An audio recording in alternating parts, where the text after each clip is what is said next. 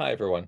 My name is Matt Haynes. I'm an audiobook narrator, and this is part of my series of studies of accents and voices. I'm going to be doing a little bit of video each month for the next 4 months on a certain focus that I've got. So during the next 4 months, we'll be doing Gilbert Gottfried. We'll also be doing Brazilian, and the most recent addition is Owen Wilson, the Owen Wilson voice.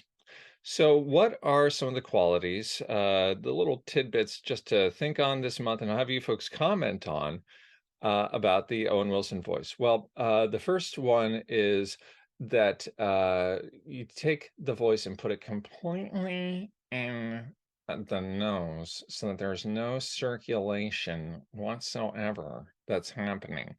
And that also results in R's that are really, really hard. So if we take, let's say, the opening of Romeo and Juliet, so two households, both alike in dignity, in fair Verona, where we lay our scene, from ancient grudge break to new mutiny, where civil blood makes civil hands unclean. Okay, so we got that, right? So let's take it all into the nose.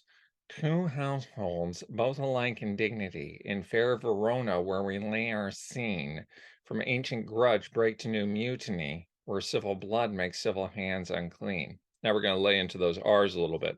Two households, both alike in dignity, in fair Verona, where we lay our scene, from ancient grudge break to new mutiny, where civil blood makes civil hands unclean. All right. Now, what do we do to put a little bit more Owen Wilson sauce in the mix?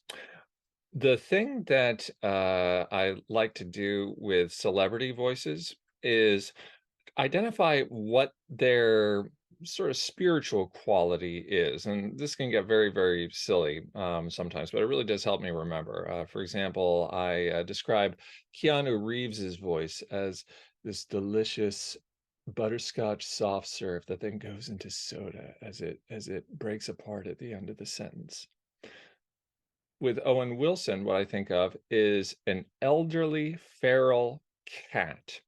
Not a totally hissy, bitey one, but one that perhaps is taking one last stab at charming its way into somebody's home and their food.